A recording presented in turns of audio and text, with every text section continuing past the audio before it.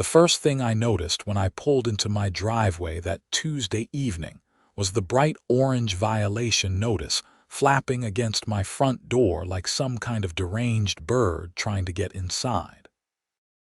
I had just finished a 14-hour shift inspecting commercial buildings across Rochester, Minnesota, and the last thing I needed was drama from the homeowners association. My boots crunched through the fresh snow as I made my way up the walk, my breath forming clouds in the frigid January air. The temperature had dropped to negative 12 degrees, and the wind chill made it feel even worse. I yanked the notice off the door and stepped inside, grateful for the warmth.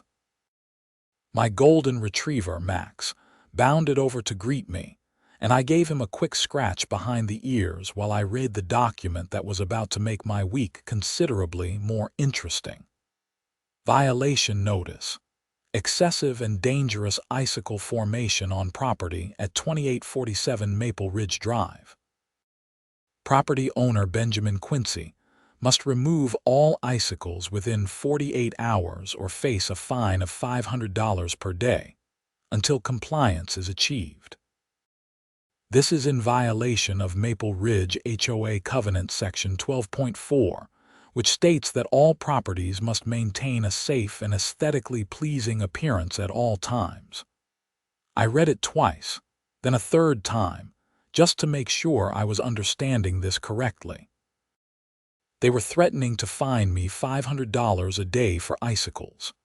Natural ice formations that happened because, well, it was Minnesota in January, and that was what happened when snow melted during the day and refroze at night.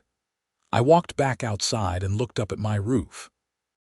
Sure enough, there were icicles hanging from the gutters. Beautiful, pristine icicles that sparkled in the porch light. Were they excessive? Maybe. I had been meaning to check the attic insulation, which was probably letting too much heat escape and creating the melt-freeze cycle that formed them. But dangerous. That was a stretch. The irony was not lost on me. I was the town's cold weather safety inspector, a position I had held for the past 6 years. My entire job revolved around ensuring that buildings in Rochester were safe during winter conditions. I inspected ice dams, checked heating systems, verified that emergency exits were accessible despite snow accumulation. And yes, I evaluated icicle hazards on commercial and municipal buildings. I pulled out my phone and called my buddy Derek, who lived 3 houses down and had been dealing with HOA nonsense for years. "They got you too, huh?" Derek said by way of greeting. "Icicles," I replied. Christmas lights.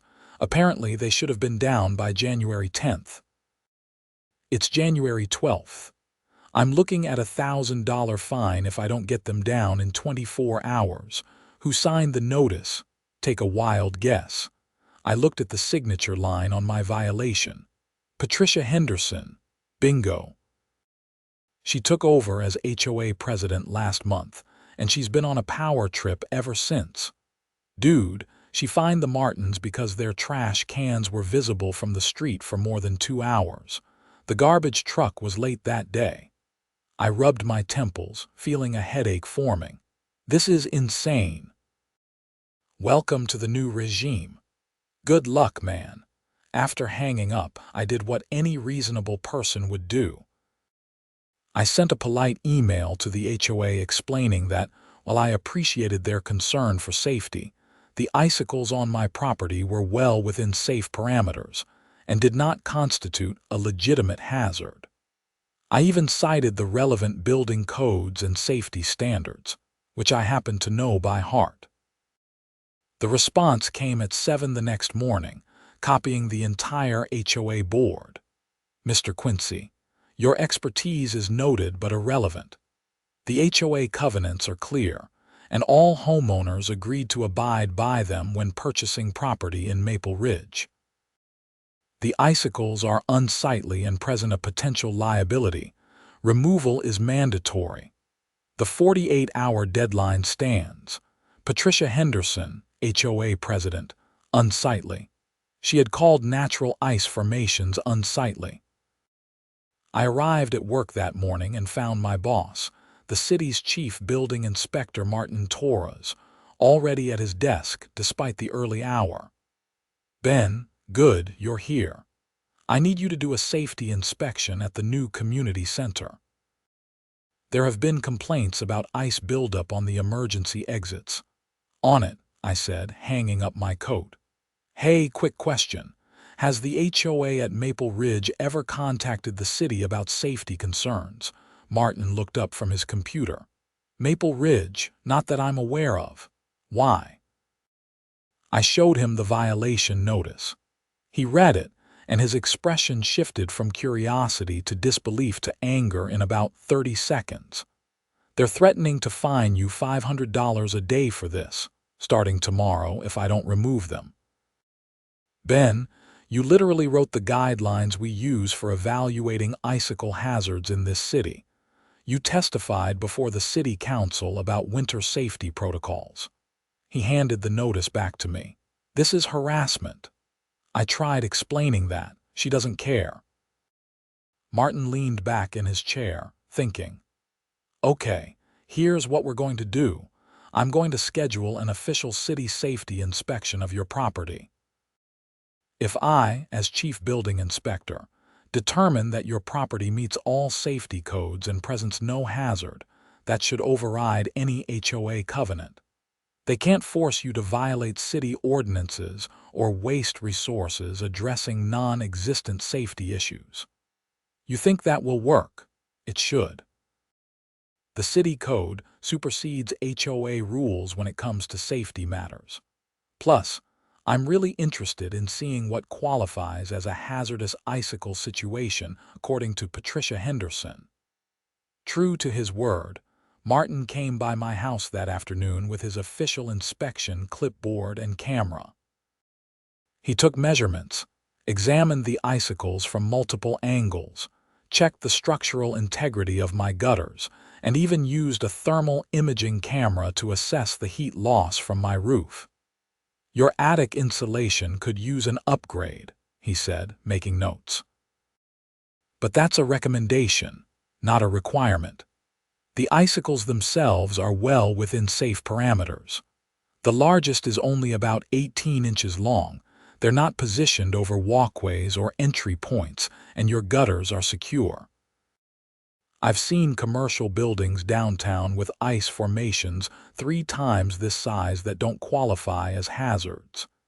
He handed me an official city document right there. "This is your certificate of compliance for winter safety standards.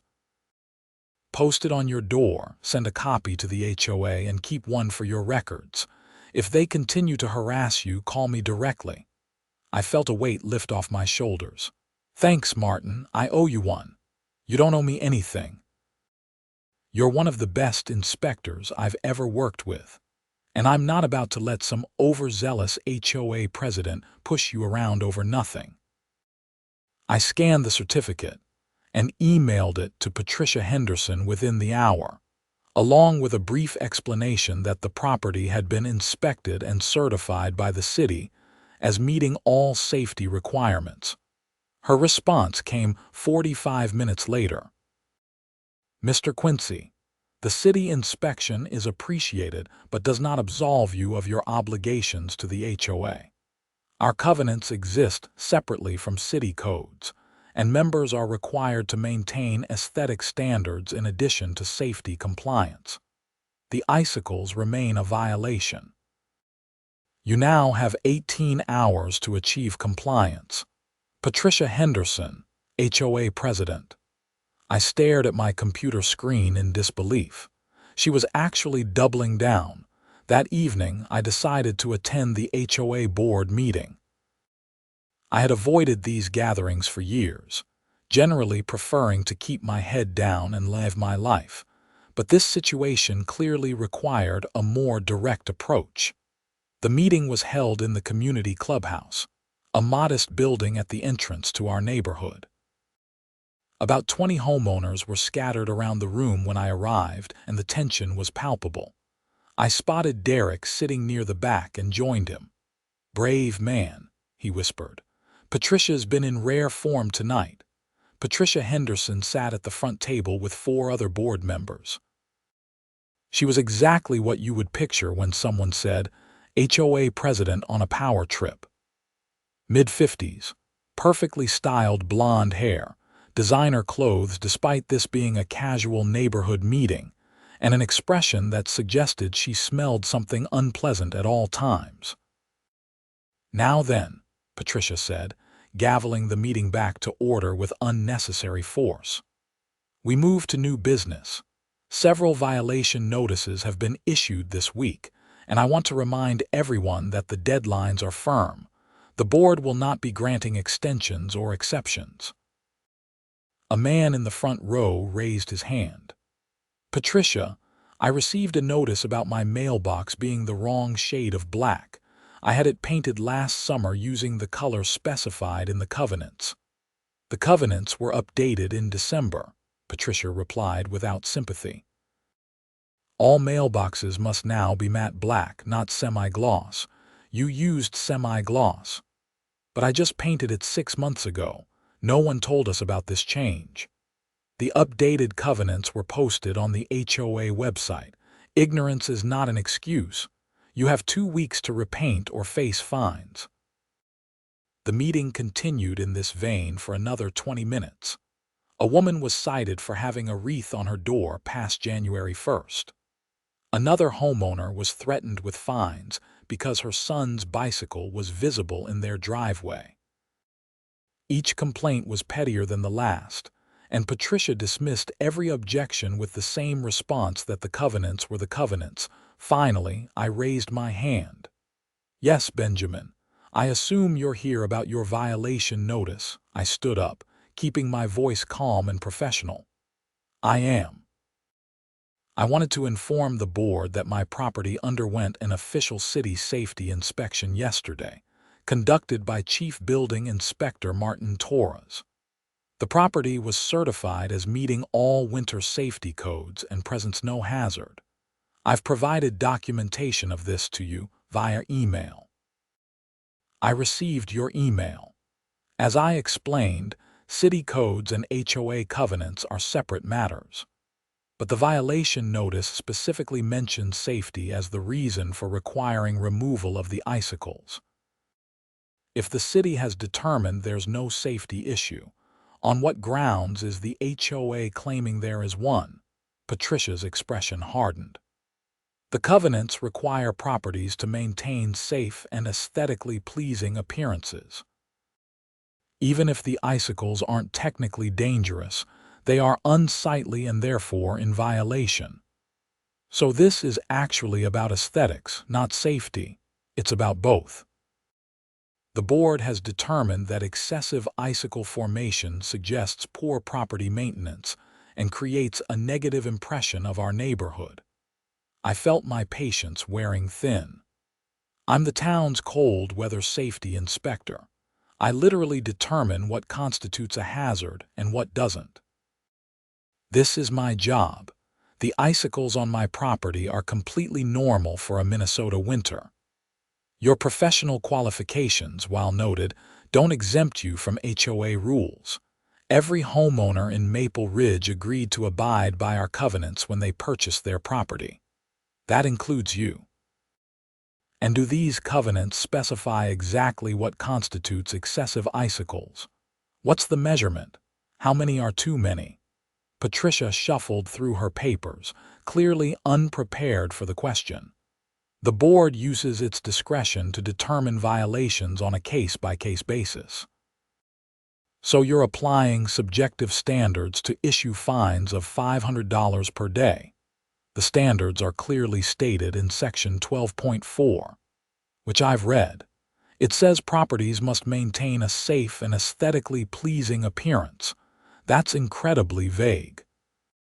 What one person finds aesthetically pleasing, another might not. You can't fine people based on your personal preferences. The other homeowners were watching this exchange with clear interest. I noticed several nodding in agreement with my points. Patricia's face was reddening. Mr. Quincy, if you have a formal dispute with your violation, you may submit it in writing to the board for review. Until such time as the board reverses the violation, the deadline and fines remain in effect. Now, if there's no other new business, actually, I have a question, said a woman I recognized as Janet Morris from 2 streets over. If Ben's Icicles are a violation, what about the ones on the clubhouse? This building has icicles twice the size of anything I've seen in the neighborhood. Every head in the room turned to look. Sure enough, the clubhouse had massive icicle formations hanging from its roof, some of them easily 3 feet long. Patricia's mouth opened and closed. That's different. This is an HOA building. But the same safety and aesthetic standards should apply, right? Janet pressed. If icicles are unsightly and dangerous, why are we meeting in a building covered in them? The board will address the clubhouse maintenance on its own schedule. That's not relevant to individual property violations. I decided to push a little harder. Actually, Patricia, as a safety inspector, I have to say those icicles on the clubhouse are far more concerning than the ones on my house. Some of them are positioned directly over the entrance walkway. That's an actual hazard. The meeting is adjourned, Patricia announced, gaveling with even more force than before. All pending violations remain in effect. As people filed out, several homeowners approached me to shake my hand and thank me for speaking up. Derek clapped me on the shoulder. That was beautiful, man. Did you see her face when Janet pointed out the clubhouse icicles? Yeah, but I don't think I changed her mind about anything. Maybe not, but you got everyone else thinking. Half the neighborhood has these violation notices now. People are getting fed up. The next morning, my 48-hour deadline expired. I deliberately did nothing about the icicles, interested to see if Patricia would actually follow through with her threats. The answer came at 3 in the afternoon, hand-delivered by a process server. The HOA was taking me to small claims court for violating the covenants and demanding immediate payment of $500, plus an additional $500 for every day I remained in violation. I called Martin immediately. "They're actually suing you?" he asked, incredulous. "Yep. Court date is in 3 weeks. Ben, I think you need a lawyer. I'm considering it, but I'm also thinking this might be a good opportunity to expose how ridiculous this is. If a judge hears that the city certified my property as safe and the HOA is still demanding fines, it might set a precedent. Or it might cost you thousands of dollars in fines and legal fees." He had a point. I contacted a real estate attorney named Sarah Kim who specialized in HOA disputes. After hearing my story and reviewing the documentation, she agreed to take my case. "This is absurd," Sarah said during our first meeting. "HOA covenants have to be reasonable and applied consistently. Threatening $500 per day over normal ice formations is arguably punitive and excessive. Plus, if the city has certified your property as safe, that's strong evidence that the HOA's safety claims are unfounded. What about the aesthetic argument? That's trickier, but still vulnerable. Aesthetic standards have to be clearly defined and objectively measurable. You can't fine someone based on subjective opinion. If the covenant doesn't specify what constitutes excessive icicles, they're going to have a hard time enforcing it."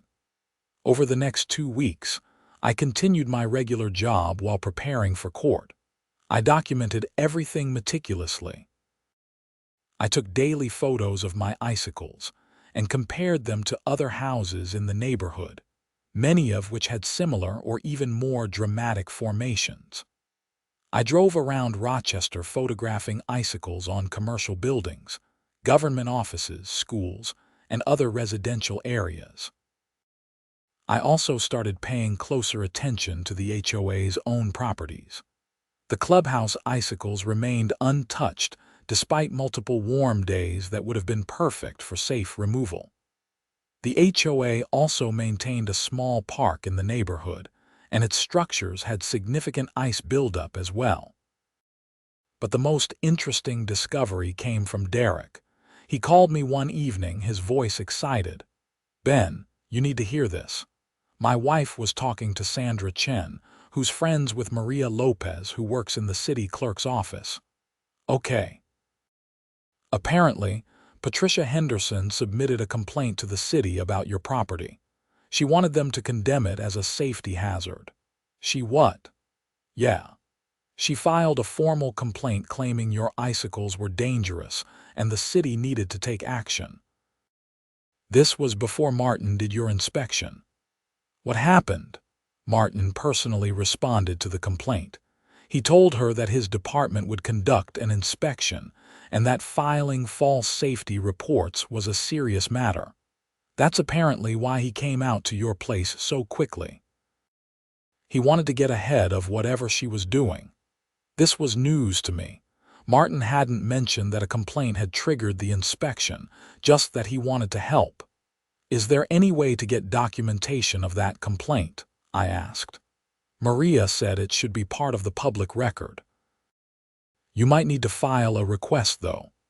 I contacted Sarah immediately, and she submitted a Freedom of Information Act request for any complaints filed about my property. The response came back in 5 days.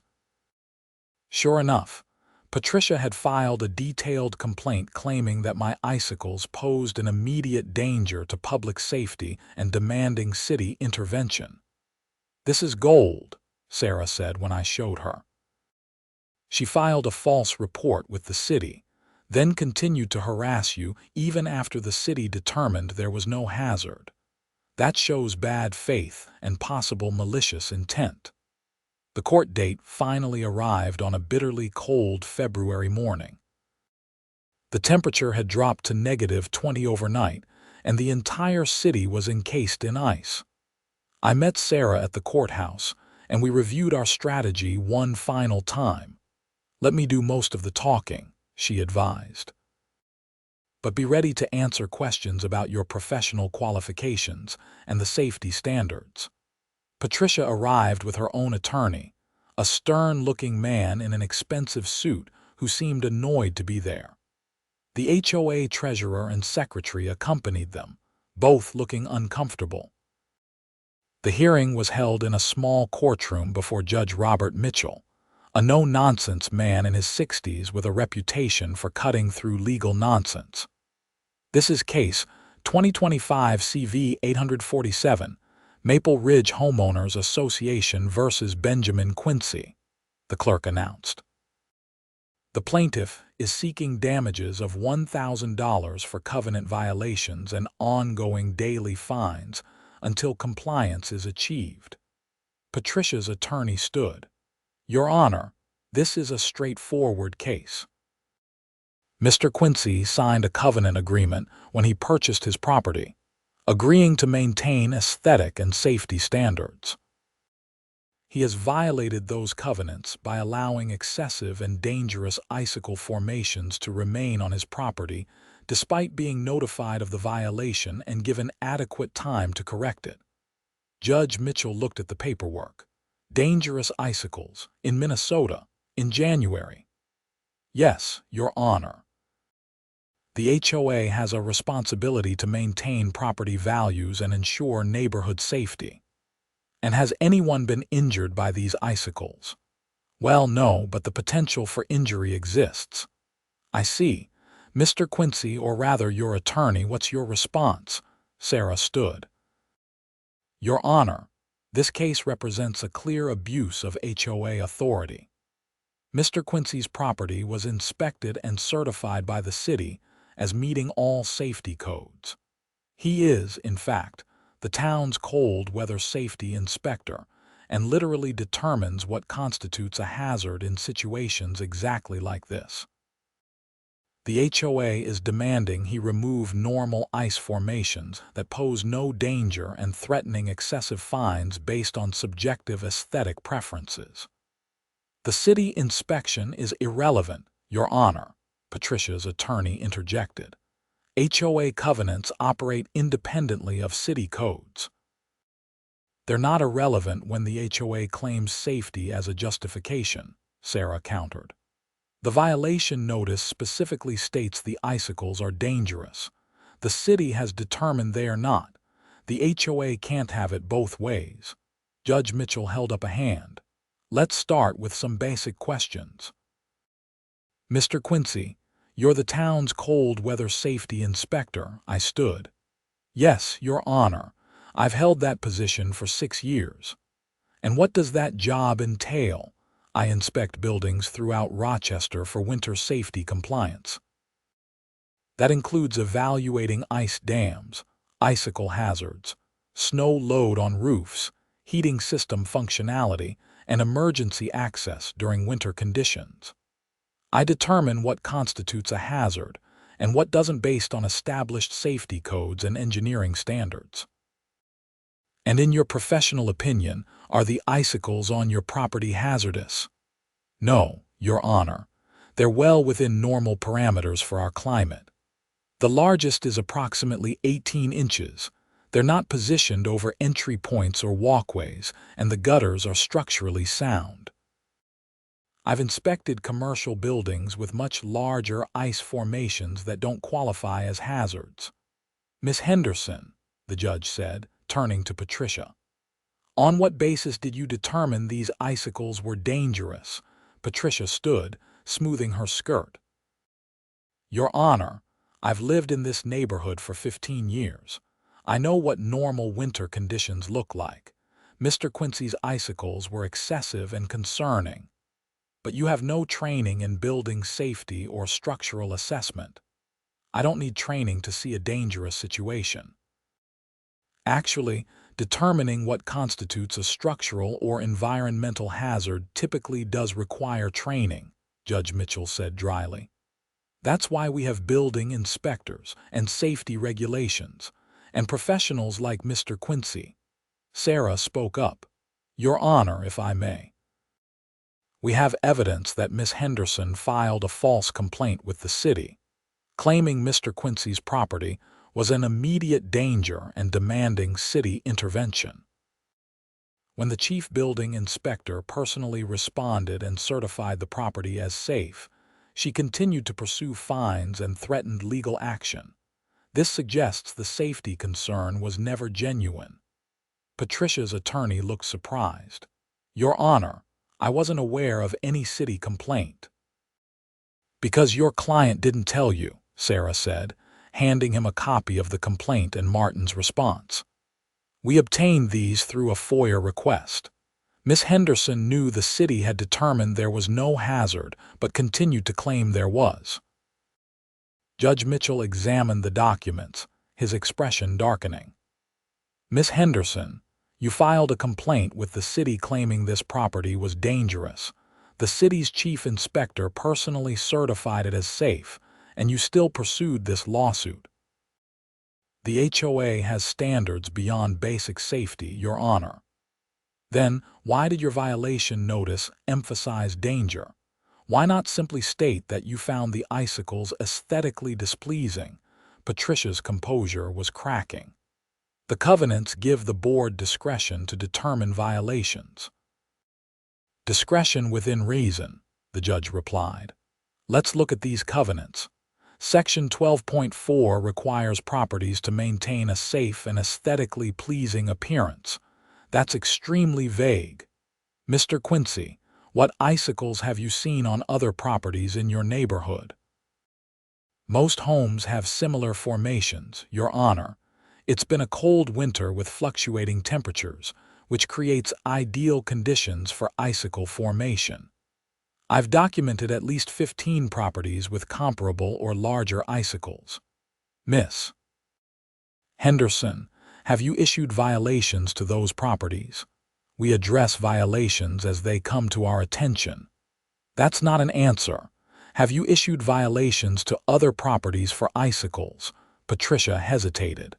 Mr. Quincy's were particularly noticeable because his house is on a corner lot and more visible, possibly. So you selectively enforce this supposed safety standard based on visibility. Judge Mitchell was clearly losing patience. And what about HOA properties? Your attorney mentioned the HOA's responsibility for safety. Have you addressed the icicles on the clubhouse? Those are scheduled for maintenance. When? When conditions are appropriate. Mr. Quincy, the judge said, are conditions appropriate now for icicle removal? Actually, no, Your Honor. It's negative 20 degrees outside. Removing icicles in these conditions is dangerous for whoever's doing it and can damage gutters and roofing. The safe time for icicle removal is during warmer periods, above freezing, when they naturally begin to melt anyway. So, Miss Henderson demanded you perform maintenance that isn't even safe to perform in current conditions, while the HOA hasn't addressed significantly larger icicles on its own building. The judge turned back to Patricia. This looks like selective enforcement, harassment, and a waste of this court's time. Patricia's attorney stood. Your Honor, my client was acting in what she believed to be the neighborhood's best interest. Her beliefs don't override professional safety assessments or give her license to abuse HOA authority. Here's my ruling. The HOA's case is dismissed with prejudice. Mr. Quincy owes no fines. Furthermore, the HOA is ordered to cease any enforcement actions regarding the icicles on Mr. Quincy's property, unless there is a documented safety hazard certified by a licensed professional. Mr. Quincy's professional assessment, backed by the city's chief building inspector, is sufficient evidence that no such hazard exists. I felt relief wash over me, but Judge Mitchell wasn't done. Additionally, I'm concerned about the pattern of behavior here. Miss Henderson, filing a false safety report with the city is a serious matter. The city could pursue charges if they chose to. Using HOA authority to harass homeowners over non-issues is also problematic. I strongly suggest you reconsider how you're exercising your authority as HOA president. Your Honor, I was simply trying to maintain neighborhood standards by threatening $500 per day fines over normal ice formations. That's not maintaining standards, that's extortion. If I see another case like this come through my courtroom, I'll be far less lenient. Case dismissed. Mr. Quincy, you're free to go. Outside the courtroom, Sarah was practically glowing. That went better than I expected. Judge Mitchell basically called her out for abuse of authority. You think this will actually change anything? It might. That dismissal with prejudice means the HOA can't bring the same case again. And his warning about harassment should make them think twice about coming after you for other petty violations. I thanked Sarah for her work and headed home, feeling lighter than I had in weeks. But I should have known that wouldn't be the end of it. 2 days later, Derek called me. Ben, you're not going to believe this. Patricia just sent out an email to the entire HOA announcing a special assessment. A what? A special assessment. She's claiming the HOA needs to hire an outside safety consultant to inspect all properties in the neighborhood for winter hazards. Every homeowner has to pay $200 to fund it. She's doing this because she lost in court. Obviously, she's pissed and taking it out on everyone. The email specifically mentions that recent events have highlighted the need for professional safety assessments beyond city standards. That's insane. We don't need that. The city already handles this. Tell that to Patricia. The board is voting on it tomorrow night. I had been planning to lay low after the court case, but this was too much. Patricia wasn't just harassing me anymore. She was about to cost every homeowner in the neighborhood $200 out of spite. I spent the evening calling other homeowners, including everyone who had spoken up at the previous meeting. Janet Morris was outraged. "This is retaliation," she said. "She lost the case, so now she's punishing all of us. We need to stop this."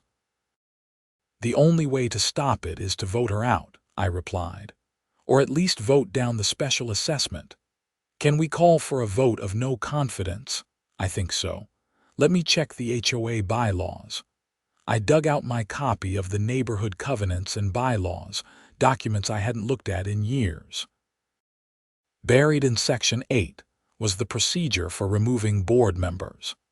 Any homeowner could call for a vote of no confidence, but it required signatures from 20% of the neighborhood households and had to be submitted 10 days before a meeting.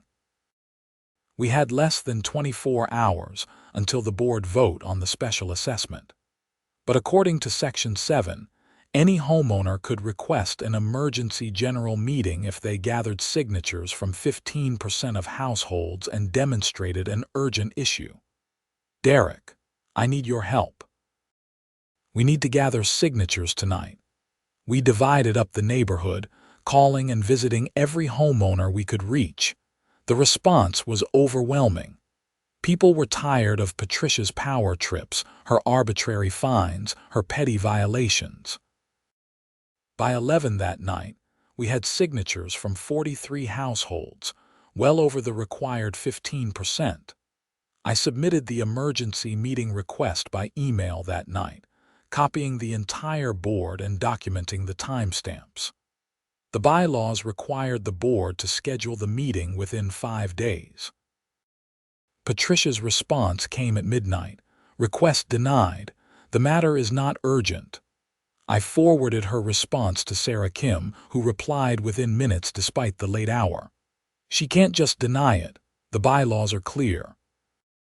If you have the signatures and can demonstrate urgency, she has to schedule the meeting."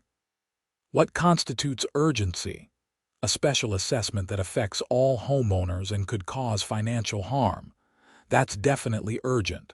Plus, she's trying to vote on it before homeowners can respond. That's exactly the kind of situation these emergency meeting provisions exist for. The next morning, Sarah sent a formal letter to the HOA board on my behalf, citing the relevant bylaws and threatening legal action if they failed to schedule the emergency meeting. She also pointed out that proceeding with the board vote on the special assessment, while an emergency meeting request was pending, could be considered a breach of fiduciary duty. That afternoon, Patricia sent a terse email announcing that the special assessment vote was postponed and an emergency general meeting would be held in 4 days. The meeting was scheduled for Saturday afternoon at the clubhouse.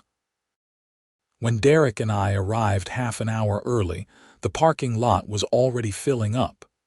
We had publicized the meeting heavily, and it seemed like the entire neighborhood was turning out. Inside, Patricia sat at the head table with the other board members, her expression stormy.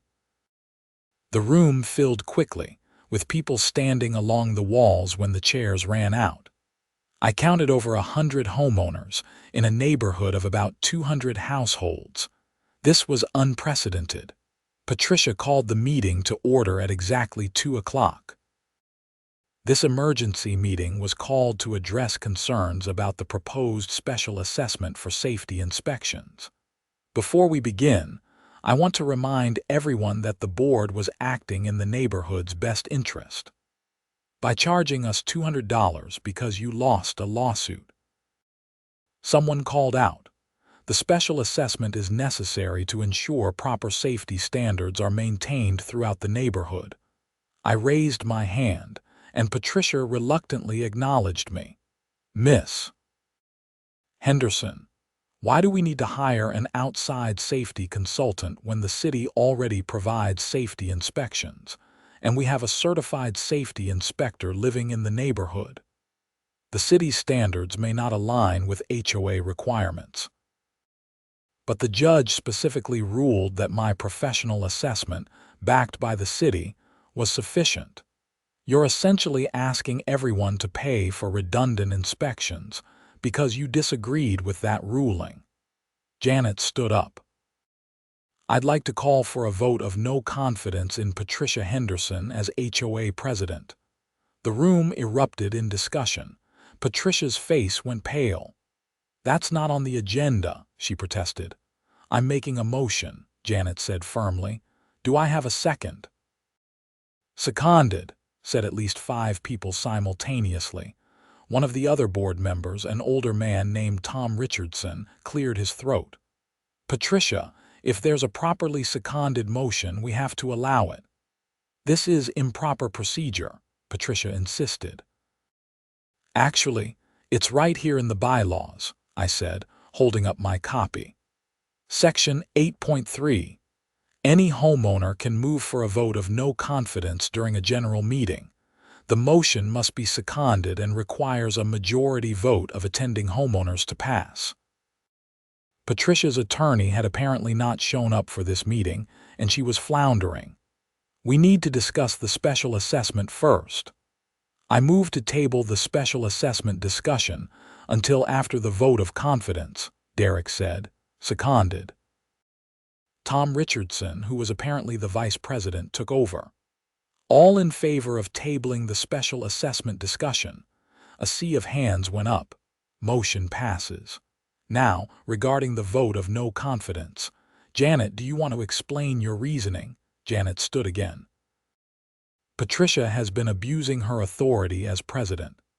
She's issued frivolous violations, threatened excessive fines, filed false safety reports with the city, and now wants to charge all of us $200 for unnecessary inspections. She lost a court case and is using the HOA as a personal vendetta machine. I don't trust her to act in the neighborhood's best interest. These allegations are ridiculous, Patricia said. I've done nothing wrong.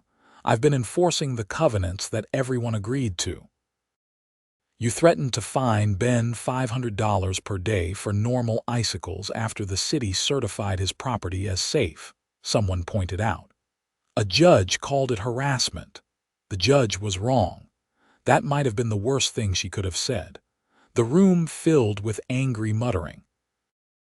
Tom looked uncomfortable but continued with the process. Does anyone want to speak in support of Miss Henderson remaining as president? Silence. Anyone at all? The 2 other board members who had come with Patricia looked at each other but said nothing. All right then. We'll proceed to a vote. All homeowners in good standing present at this meeting are eligible to vote. All in favor of removing Patricia Henderson as HOA president, raise your hands. I looked around the room. Nearly every hand was up. It wasn't even close. All opposed. Patricia raised her hand. No one else did. The motion passes overwhelmingly. Patricia Henderson is removed as HOA president effective immediately. Patricia stood abruptly, her face flushed. This is illegal. You can't just remove me. We just did, Tom said quietly. It's in the bylaws.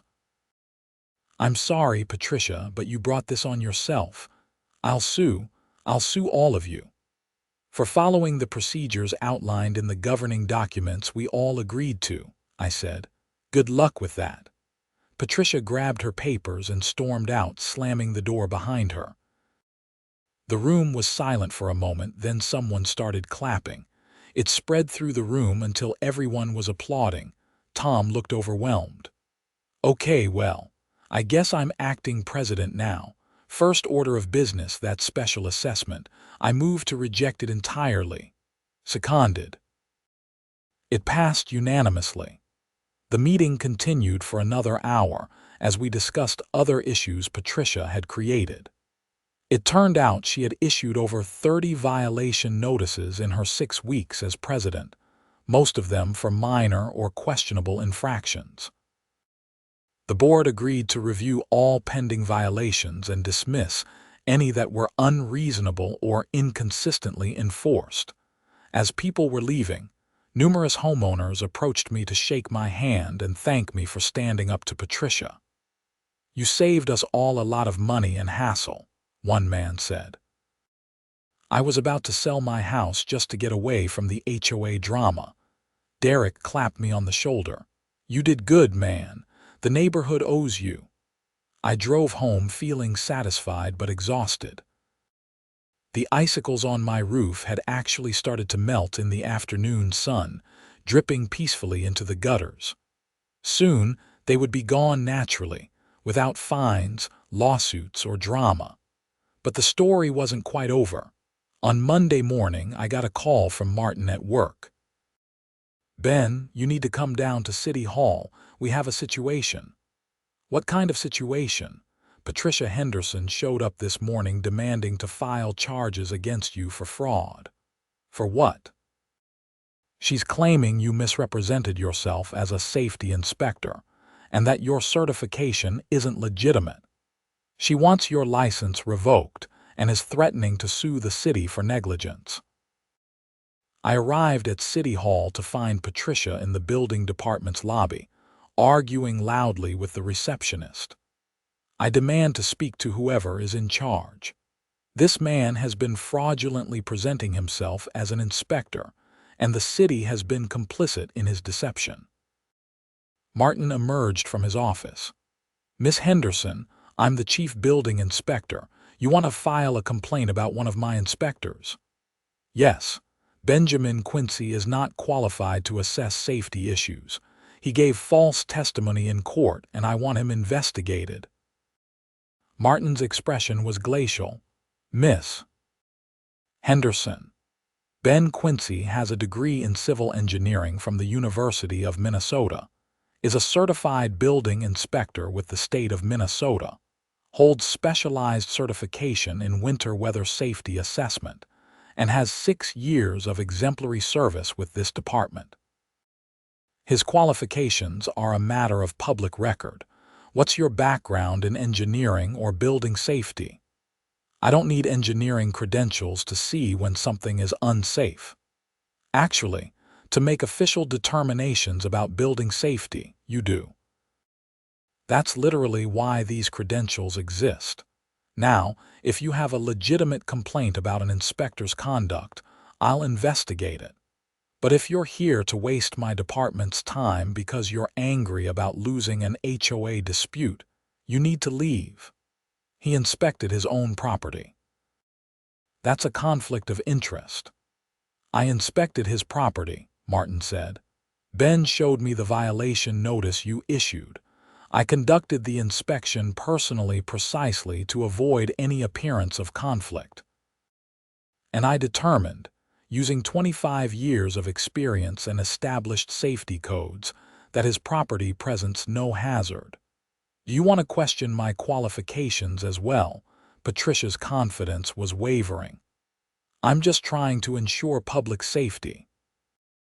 No, you're trying to harass someone who embarrassed you. And now you're wasting city resources and making baseless accusations against a city employee. I could have you charged with filing a false report. This is harassment. You're absolutely right. Your behavior toward Mr. Quincy has been harassment. The judge said as much. Now I'm going to give you one chance to leave quietly before I call security. Patricia looked at me with pure venom. This isn't over. Actually, it is, I said calmly. You've been removed as HOA president. The judge dismissed your lawsuit, and now you're making false accusations against me at my workplace. At what point do you accept that you were wrong and move on? I wasn't wrong. Those icicles were dangerous. Martin shook his head. Miss Henderson, I'm done being patient. Security, please escort this woman out of the building. 2 security officers appeared and gently but firmly guided Patricia toward the exit.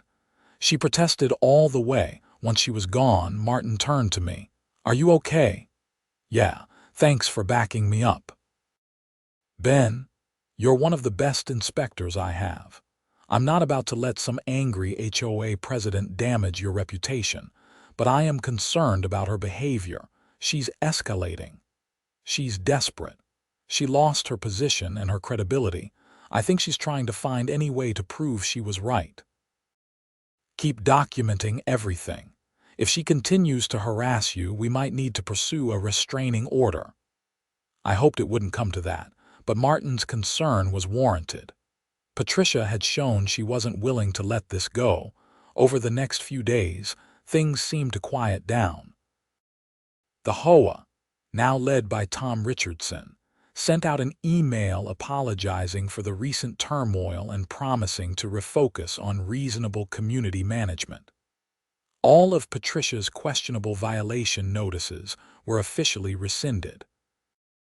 I went back to my regular routine, conducting inspections around Rochester and enjoying my evenings at home with Max. The weather had warmed up slightly, and the icicles naturally melted away, just as I had predicted. Then, 2 weeks after the City Hall incident, I came home to find my mailbox bashed in. The metal was dented and twisted, clearly struck repeatedly with something heavy. The red flag was bent at a 90-degree angle. I called the police and filed a report. The officer who responded took photos and statements, but without witnesses or security footage, there wasn't much they could do. "Could be random vandalism," the officer said. "We've had a few incidents in this area lately." "Or it could be targeted," I said, thinking of Patricia. "You have reason to believe someone specific did this." I explained the HOA situation, the lawsuit, and Patricia's visit to City Hall. The officer made notes. "I'll include that in the report. If you have any more incidents, call us immediately. If there's a pattern, we can investigate further." 2 days later, I woke up to find my car tires slashed. All 4 of them. This time, a different officer responded, a woman named Officer Sarah Brennan who actually lived in a nearby neighborhood. "This is definitely targeted," she said, examining the clean cuts in the tires. "Random vandalism usually hits multiple cars. Yours is the only one touched on this block." "It's got to be Patricia Henderson," I said. "This started right after she was removed as HOA president." "You have any proof?"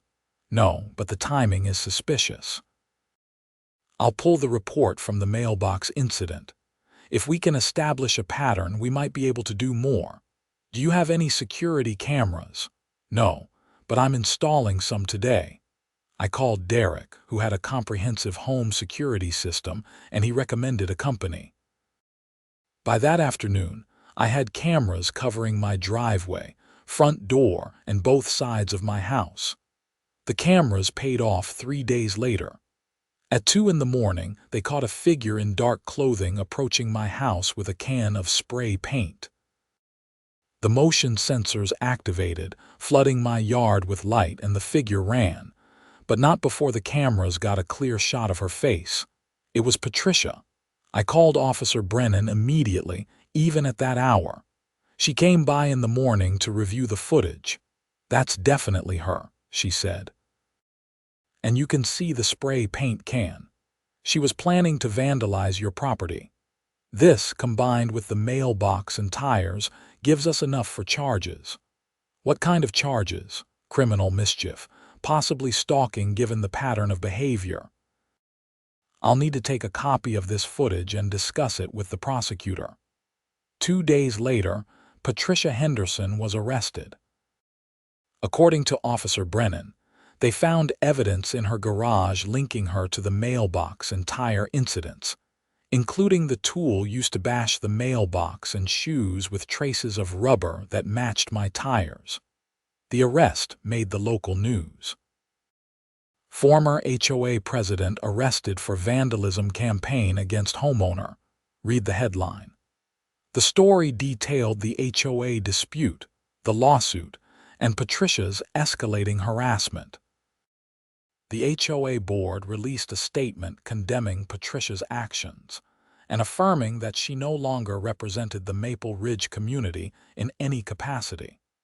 The court proceedings moved surprisingly quickly. Patricia's attorney tried to argue that she had been under extreme stress and wasn't thinking clearly, but the prosecutor pointed out that the vandalism demonstrated planning and intent.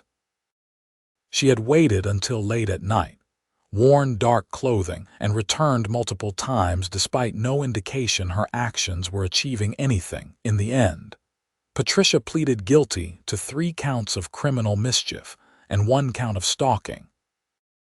She was sentenced to 200 hours of community service, 3 years of probation, and ordered to pay restitution for the damage to my property, which totaled nearly $800 between the mailbox and tires. The judge also issued a restraining order prohibiting her from coming within 500 feet of me or my property. "Miss Henderson," the judge said during sentencing, "you allowed a dispute over Icicles to escalate into a criminal campaign of harassment and vandalism.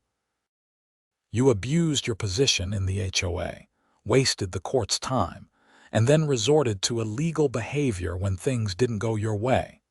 I hope you use your community service time to reflect on how far you've fallen from the community leader you apparently aspired to be." Patricia said nothing. Her husband, who had attended the proceedings, looked mortified. As I left the courthouse that day, I ran into Tom Richardson. "Ben, I just wanted to say how sorry I am about all of this," he said. "The board should have stepped in sooner. We saw that Patricia was getting out of control, but we didn't realize how serious it was. It's not your fault, Tom. Some people just can't handle authority. Well, the neighborhood appreciates what you did. Standing up to her probably saved a lot of us from similar treatment. And the new board is committed to reasonable management. No more $500 fines for Icicles. I appreciate that. How's the transition going?" "Good. We've actually had several people volunteer for board positions." I think what happened with Patricia reminded everyone that HOA governance matters and that we can't just let whoever wants power have it without accountability. Spring came early that year. By mid-March, the snow had melted and the icicles were a distant memory. My house looked the same as every other house on the block, which was exactly how it should be.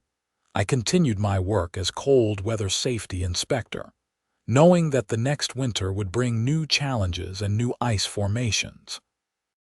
But I also knew that I would never again ignore HOA overreach or assume that being reasonable would be enough to deal with unreasonable people. Derek and I sometimes laughed about the whole situation over beers in his backyard. "Remember when Patricia tried to fine you $500 a day for Icicles?" he would say, shaking his head. "Remember when she claimed I was a fraud and tried to get me fired? Remember when she got arrested for vandalizing your mailbox at 2 in the morning? It became a neighborhood legend. New residents would hear the story and ask if it was really true. The Maple Ridge HOA became known throughout Rochester as the neighborhood that removed its dictatorial president and then had her arrested for vandalism. But the most important outcome was that the HOA itself changed. Tom Richardson and the new board revised the covenants to include clear, objective standards for violations. They established an appeals process for disputed fines. They committed to consistent enforcement and transparency in decision-making. The neighborhood became what it should have been all along: a community of homeowners looking out for each other, not a fiefdom ruled by whoever craved power the most. One evening in late April, I was out front planting new flowers in the bed by my mailbox, which had been repaired and repainted, when Janet Morris walked by with her dog. "Garden looking good, Ben," she said. "Thanks. Trying to maintain those aesthetic standards," I replied with a grin. "Hey, speaking of which, did you see the email about the neighborhood barbecue?" "I did. I'm planning to come." "Good. You know, this neighborhood feels different now. Better. People are actually talking to each other again instead of worrying about violation notices. That's how it should be." She continued her walk, and I went back to my planting. Max lounged on the porch, enjoying the warm evening. In the distance, I could hear kids playing in someone's yard and smell someone's grill starting up. This was what a neighborhood was supposed to be. People living their lives, taking care of their properties, helping each other out when needed. Not a battleground of petty rules and power trips. My phone buzzed with a text from Martin. New commercial building needs winter prep inspection next week. You available? I replied that I was. Life went on. Work continued. The neighborhood thrived. And somewhere, I imagined Patricia Henderson was doing her community service and thinking about icicles, wondering how something so small had spiraled so far out of control. But that was her burden to carry, not mine. I finished planting my flowers, gave Max a treat, and went inside to make dinner. Through my kitchen window, I could see my house reflected in the fading sunlight. No icicles, no violation notices, no drama, just a home in a neighborhood in Minnesota, exactly as it should be. The following months proved that the changes in the HOA were more than superficial. Tom Richardson turned out to be an excellent president, focusing on actual community needs rather than arbitrary enforcement.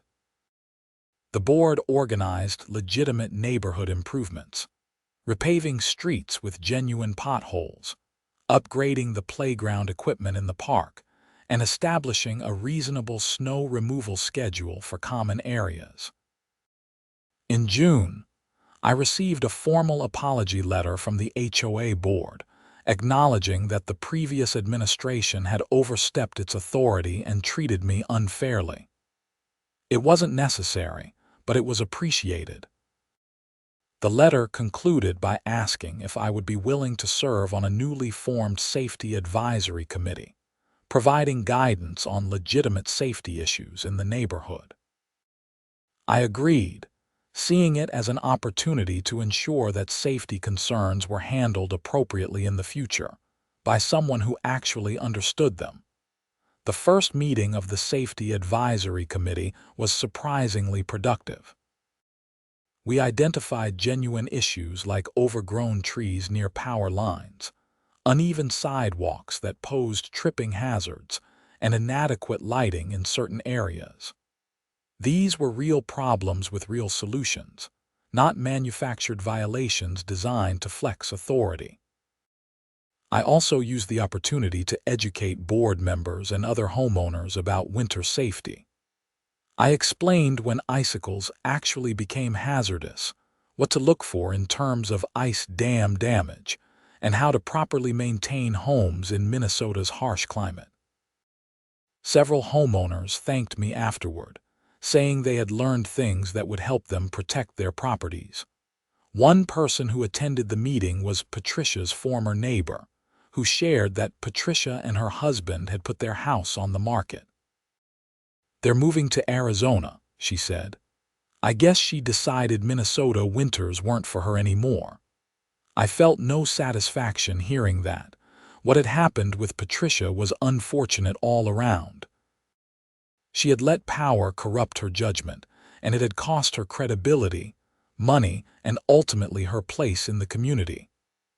I hoped she would find a fresh start in Arizona and maybe learn from the experience. By the time winter rolled around again, I was ready. I had upgraded my attic insulation, ensuring better heat retention and reducing the conditions that caused excessive icicle formation. It was an improvement I had been planning anyway, but the previous year's drama had certainly motivated me to prioritize it. When the first major snowfall came in December, I watched icicles form on houses throughout the neighborhood, mine included. But they were normal, natural, and completely harmless. No violation notices appeared on any doors. No threatening letters arrived in mailboxes. The HOA had become what it was supposed to be, a body that managed common areas and addressed legitimate issues affecting the community, nothing more and nothing less. I continued my work as cold weather safety inspector, now in my 7th year. My reputation in Rochester had only grown stronger after the incident with Patricia.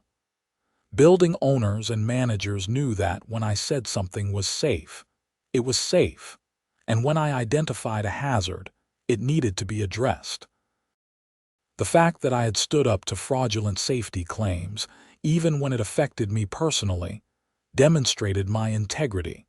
Martin retired that year, and I was asked to apply for the chief building inspector position. After careful consideration, I declined. I enjoyed the hands-on inspection work too much to trade it for an administrative role. The city promoted Karen Wells, another excellent inspector, to the position instead, and we worked together seamlessly. Life settled into a comfortable rhythm. Work was fulfilling, the neighborhood was peaceful, and Max was getting older but still enjoyed his daily walks. I dated occasionally but hadn't found anyone serious, which was fine. I had good friends, meaningful work, and a home I was proud of. One evening in January, almost exactly a year after the Icicle incident began, Derek and I were sitting in my living room watching a hockey game when he brought it up. "You know, I never properly thanked you for dealing with Patricia," he said during a commercial break. "If you hadn't fought back, I would have been paying fines for my Christmas lights, and who knows what else she would have come up with. You would have done the same thing, maybe, but you actually had the expertise to prove she was wrong. The rest of us would have just been complaining without evidence. The evidence was obvious to anyone paying attention. I just had the credentials to make people listen. Still, you put yourself out there. You could have just paid the fine and moved on." I shook my head. "No, I couldn't have. It wasn't about the money. It was about the principle. Patricia was abusing her authority and someone needed to stop her. If I had backed down, she would have kept going until she hurt someone who couldn't fight back. Well, the neighborhood is better off because you didn't back down."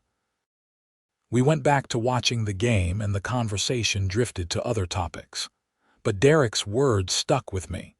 Sometimes standing up to unreasonable authority was uncomfortable, costly, and time-consuming, but it was necessary. Not just for yourself, but for everyone else who might become targets if the behavior went unchecked. The Icicle incident taught me that expertise and credentials matter, especially when dealing with people who mistake confidence for competence. It taught me that systems of accountability, like HOA bylaws and court proceedings, exist for good reason. And it taught me that most people are reasonable and will support you when you stand up for what's right, even if it takes courage to be the first one to speak up. As winter deepened, and the icicles grew longer on eaves throughout Rochester, I continued my inspections with the same diligence and professionalism I had always brought to the job. I identified real hazards and helped property owners address them. I dismissed false alarms and educated people about the difference between inconvenient and dangerous. And whenever I pulled into my driveway after a long day and saw icicles sparkling on my own roof in the porch light, I smiled.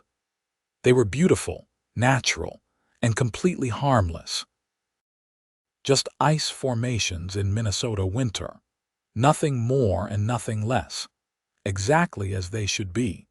The story of the HOA president who tried to find the town's safety inspector for icicles became a cautionary tale told in HOA meetings across Rochester.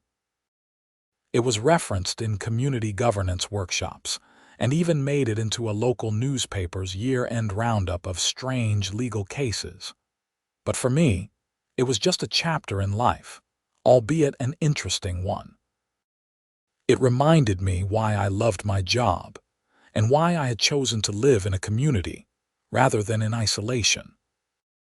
Communities work when people balance individual freedom with collective responsibility, when authority is exercised with wisdom and restraint, and when those with expertise use it to help rather than to dominate. The icicles melted when spring came, as they always did. New ones would form the following winter, and the winter after that, in an endless cycle as old as Minnesota itself. And I would continue to evaluate them, educate about them, and when necessary, defend the right of homeowners to have them without harassment or unjust fines. Because that's what cold weather safety inspectors do. We distinguish between real dangers and imaginary ones, between legitimate concerns and power trips, between safety and control. And sometimes, we teach HOA presidents that icicles in Minnesota aren't violations. They're just winter.